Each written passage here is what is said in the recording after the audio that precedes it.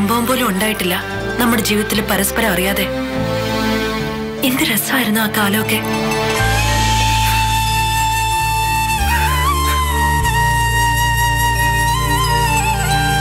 ഇപ്പൊ എന്താ മൈന നമുക്കിടയിൽ സംഭവിച്ചത്? സിദ്ധാർത്ഥൻ ഇവിടെ ഒളിവിൽ കഴിഞ്ഞ കാലത്ത് പോലും എത്ര അടുപ്പമുണ്ടായിരുന്നു നമ്മുടെയൊക്കെ ഹൃദയങ്ങൾ തമ്മിൽ. ആ ചരടുകളൊക്കെ പെട്ടെന്നൊരു നിമിഷം പൊട്ടിപ്പോയതുപോലെ. നിനക്കറിയാമെങ്കിൽ പറയ് എന്താ സംഭവിച്ചെന്ന്. ഇപ്പോ നമ്മുടെയൊക്കെ ഇടയിൽ ഒരു മൂടുപടം വീണ് കിടക്കുക. മുമ്പതൊന്നും ഇല്ലായിരുന്നു. പരസ്പരം നോക്കുമ്പോ ഓരോരുത്തരുടെയും മുഖത്ത് ഒരു കുറ്റബോധമോ ആശങ്കയോ ഒക്കെ ഉള്ളതുപോലെ. ഓരോരുത്തരും നല്ല ഭംഗിയുള്ള ഓരോ മുഖംമൂടി വെച്ച് നടക്കുന്നത് പോലെ.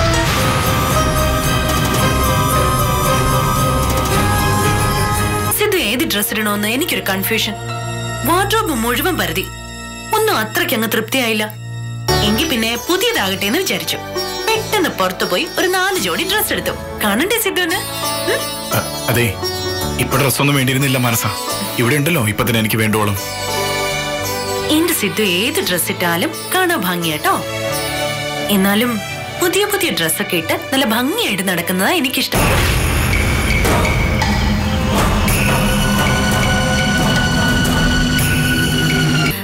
പണ്ട് ഞാൻ കളിയായിട്ട് പറയുമായിരുന്നു, കല്യാണം കഴിഞ്ഞ് നമുക്ക് ജനിക്കുന്നത് പെൺകുട്ടികളാണെങ്കിൽ എന്റെ കുട്ടിക്ക് മൈനയെന്നും അവളുടെ കുട്ടിക്ക് മാനസെന്നും പേരിടാന്ന്.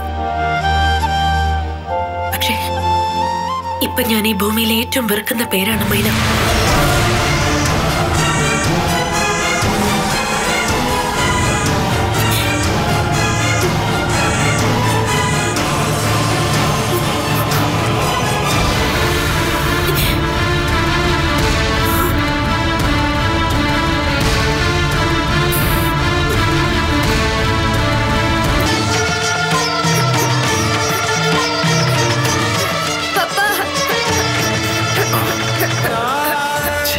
എന്താടാ നീ വിഷമിച്ച അമ്മയ്ക്ക് സങ്കടമാവട്ടോ. അയ്യേ, പപ്പയുടെ സൂപ്പർമാൻ കരയാ. ആരെങ്കിലും കണ്ട മാനം പോവൂലേ? ഏയ് പവിക്കുട്ടാ,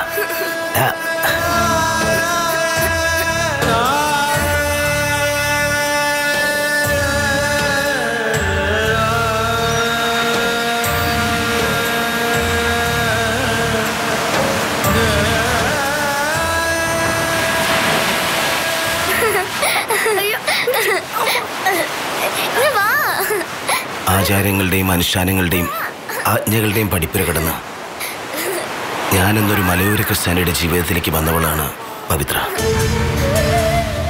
ആത്മാവിൽ ഒരു തണുത്ത മഞ്ഞുതുള്ളി ഇഴുകിച്ചേരുന്ന സുഖമായിരുന്നു അവളുടെ സ്നേഹത്തിന്. എതിർപ്പുകളും ഭീഷണികളുമായിട്ട് വന്നു പലരും. ഞങ്ങളെ കീഴടക്കാനോ വേർപിരിക്കാനോ ആർക്കും കഴിഞ്ഞില്ല. ഓരോ രാവും ഓരോ പകലും ഞങ്ങൾക്ക് സ്വർഗമായിരുന്നു. പക്ഷേ വിധിയെന്നുണ്ടല്ലോ, രംഗബോധമില്ലാതെ കയറി വന്ന് എല്ലാ സന്തോഷങ്ങളും തല്ലിക്കെടുത്തി ഇഷ്ടമുള്ളവരെ തട്ടിക്കൊണ്ടുപോകാൻ കൊണ്ടുപോയി. അവളെയും എൻ്റെ മടിയിൽ കിടന്ന് അവൾ കണ്ണടച്ച്. പലപ്പോഴും അവളെൻ്റെ മടിയിൽ കിടന്ന് ഉറങ്ങാറുണ്ടായിരുന്നു.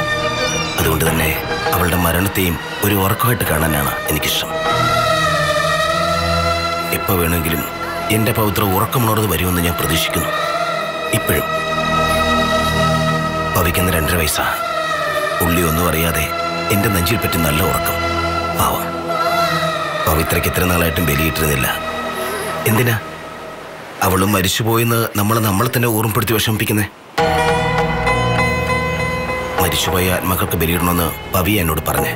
പേഷ്യൻസിന്റെ കൂടെ വന്ന മറ്റാരോട് പറഞ്ഞത് അവൻ കേട്ടെടുത്തതാ. ഇല്ലെങ്കിൽ മോക്ഷം കിട്ടില്ല അത്രേ. ക്രിസ്ത്യാനായിട്ട് വളർന്നുകൊണ്ട് അത്തരം വിശ്വാസങ്ങളെ തള്ളി പറയുന്നതല്ല കേട്ടോ.